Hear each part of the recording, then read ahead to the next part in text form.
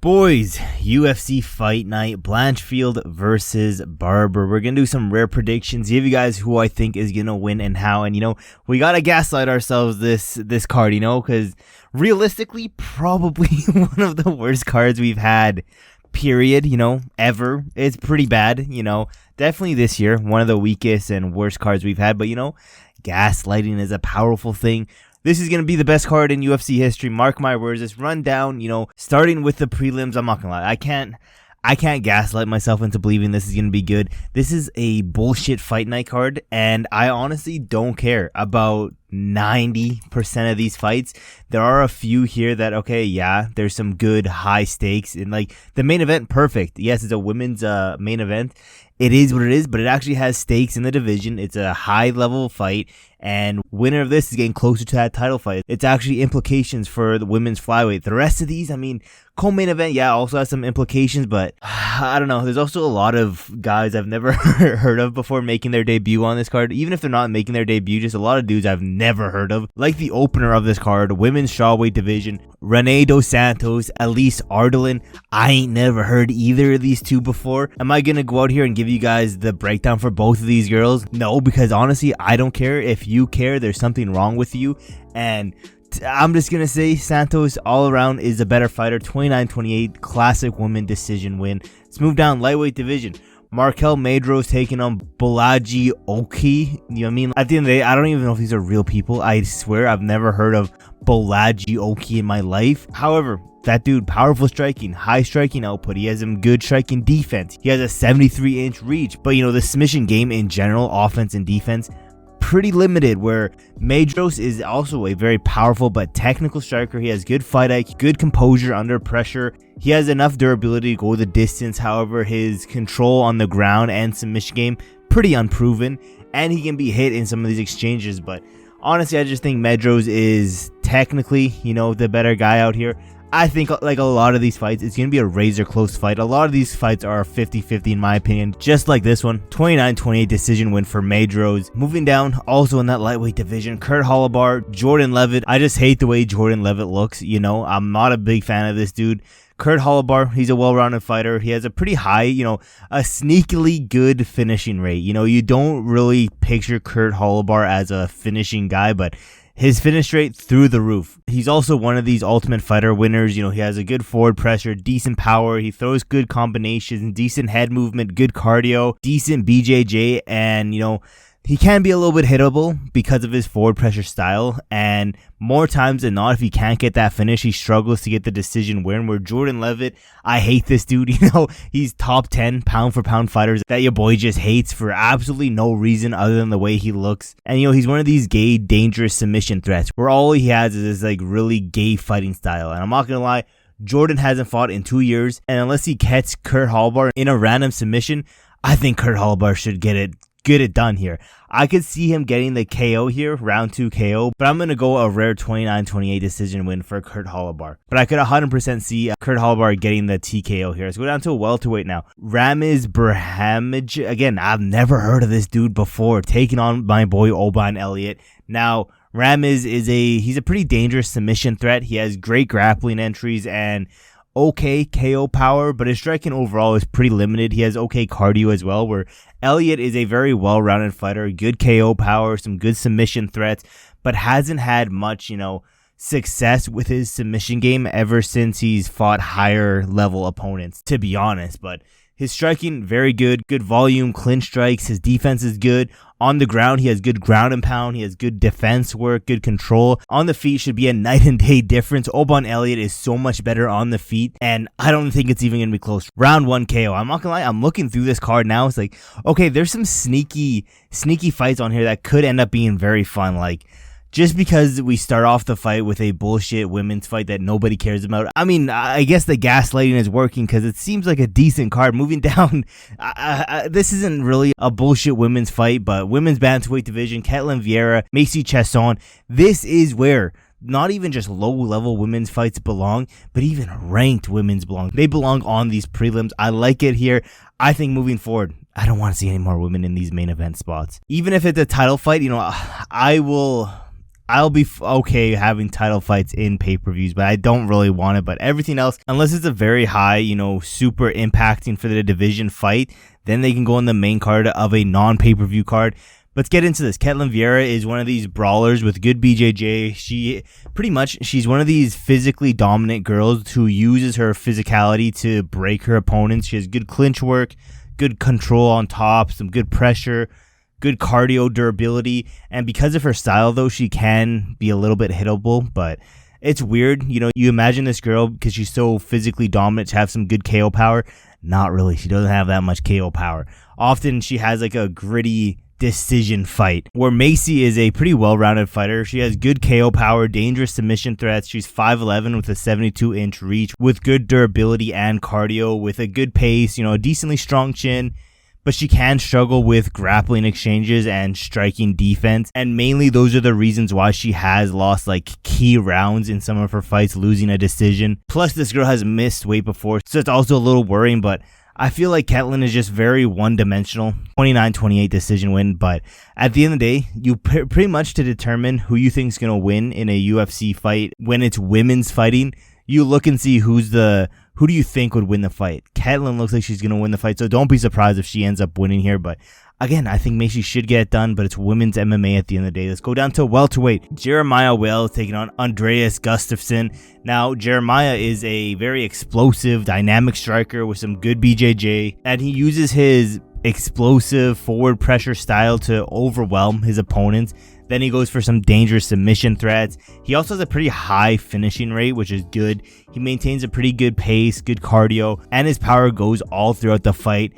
He does struggle with like technical boxers though, and people who can control the distance, as well as like this dude's 38 years old. Time ain't on his side, where Gustafsson is a good grappler. He has solid wrestling, some good power. He's constantly using his pressure to back up his opponents against the cage so he can look for a takedown. This boy's 6'1" with a 74-inch reach. He has some good fight IQ. He has some nasty elbows in the clinch. Watch out for that. I feel like that's going to be very important in this fight. And this dude's always looking for the finish. It seems like, if he can't get the finish though, he tends to lose a decision, as well as he just struggles with wrestler, and he's pretty unproven in the UFC so far. But Jeremiah Wells is 38 years old, and I do think this is a very close fight, but I can't be picking the 38-year-old. I'm going Gustafsson round 2 KO. I think this is a close fight. Either one of these dudes could get put out in this fight, but again, I'm going with the younger guy, Gustafsson.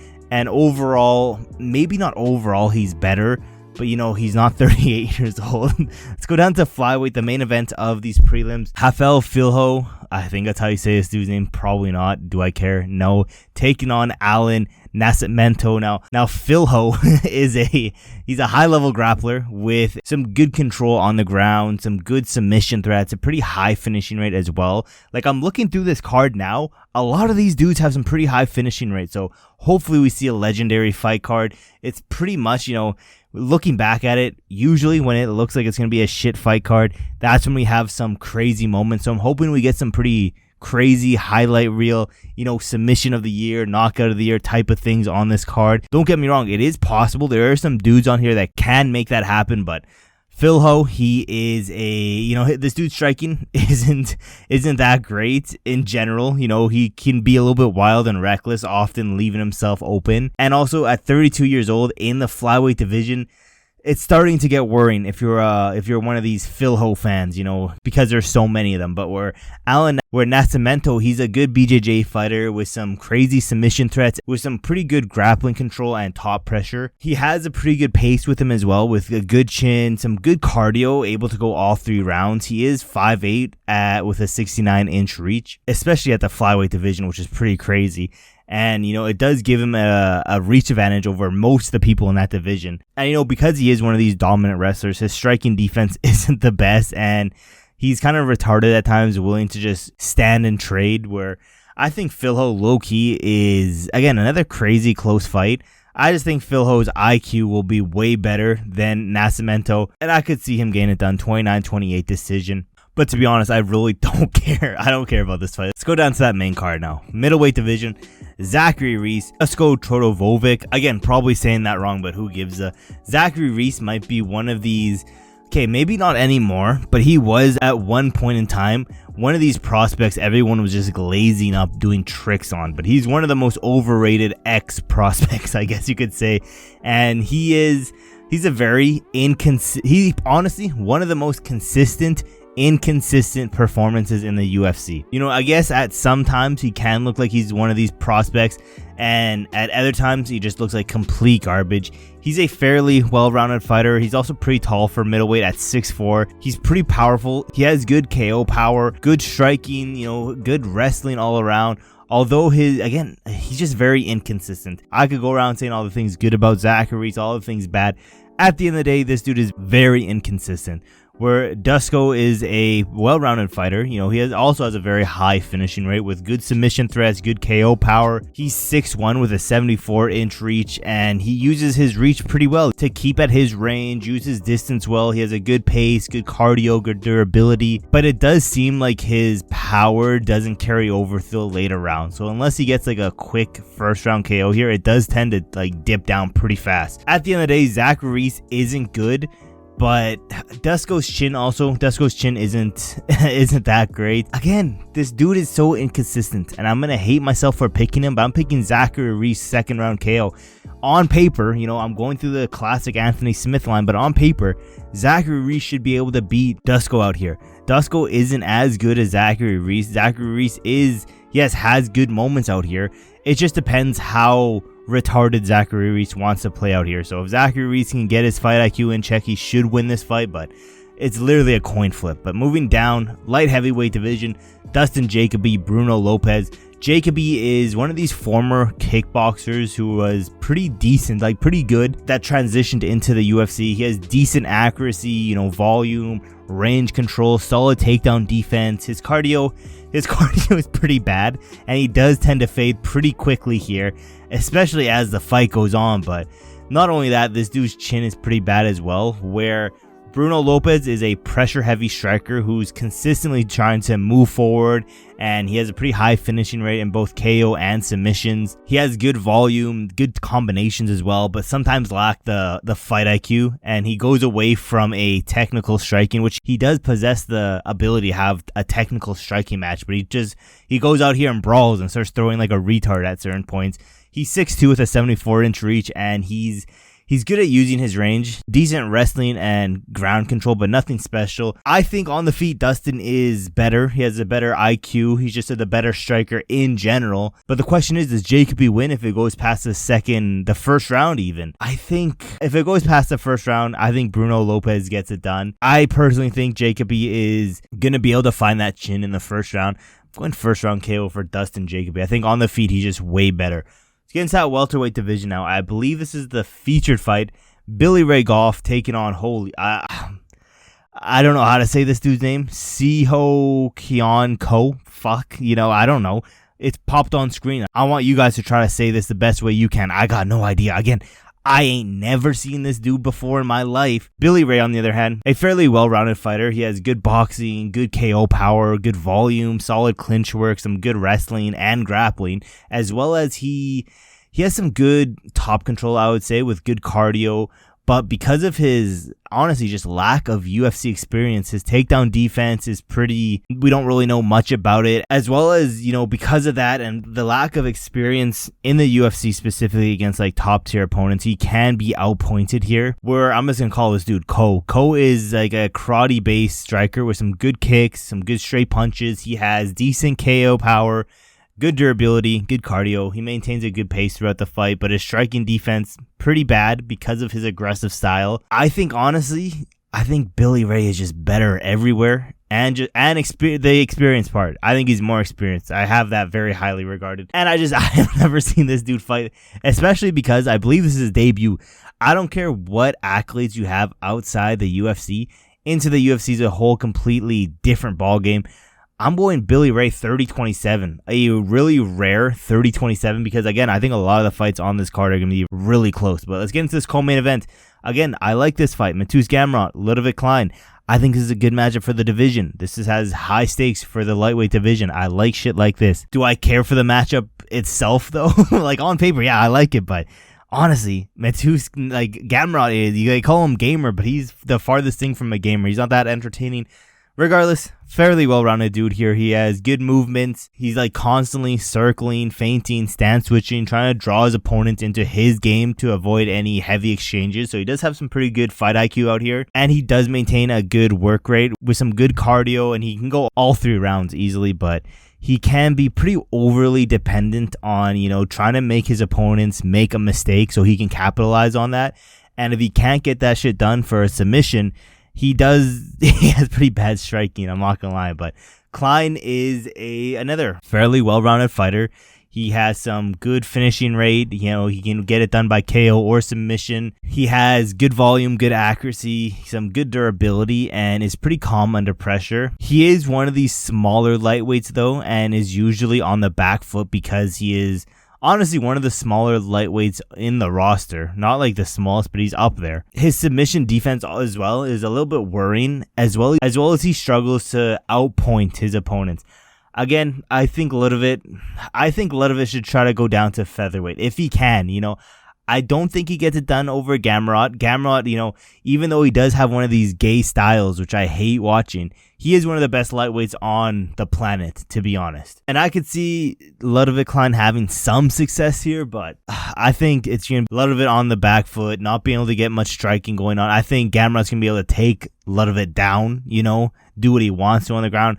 I don't know if he's going to get I don't think Mateusz Gamrot gets a finish here. If anyone gets the finish, it's going to be Klein, because Gamrot doesn't have the best chin in the world. He does get dropped fairly often in pretty much every one of his fights. But let's get into this main event now. Women's flyweight division. Erin Blanchfield, Macy Barber. This is a good matchup. I'm not going to lie. It's women's MMA at the end of the day. But I guess we'll quickly run through both of these girls. Erin Blanchfield is a BJJ fighter with some good grappling, some good submission threats. She has good takedowns with some decent fight IQ. It's nothing crazy, nothing terrible though. And her chin is okay. She's always calm in the octagon. Her striking's okay. She has good volume and accuracy. Her pace, good for all 5 rounds, but her striking defense, not that great. And like most girls in the UFC, she pretty much has 0 KO power. She also has been a little bit of a decision merchant recently and can struggle against some pretty high level strikers. But Macy Barber is a 2nd degree black belt in karate. She's a fairly well-rounded fighter. She does have some good finishing ability out here. She can get it done by KO or submission. She has pretty accurate kicks, punches. She has a high fight IQ, and she has gone to the decision a lot of times, I'm not gonna lie, without fading. Her chin is good, but recently, again, a little bit of a decision merchant. As well as recently, this girl's been dropping out of fights. It seems like a lot recently, but I think it's because of some health issues, which is a little bit concerning. I think Macy Barber on the feet is going to be a lot better than Erin Blanchfield. Blanchfield is a really good wrestler. She has some good takedowns. I think she's going to be able to take down Macy Barber, but I do think Macy Barber will be able to get up. I think this is a razor close fight, split decision type of fight, and I think the judges are going to be looking more towards the damage, and I think the damage is going to come from Macy Barber. I'm going split decision Macy Barber here. I believe she might be the underdog, but I think she has a real good chance of winning here. And yeah, I successfully gaslit myself into believing, this fight card is going to be good. I think we're going to have some nice highlight reel moments from this fight card. It's maybe not complete dog shit like I was originally saying, but again, just gaslighting myself. You can do a lot of crazy things by gaslighting yourself. Let me know in the comments below, what do you guys think of this fight card? Thank you for watching to the end of the video, and I will see you guys in my next video.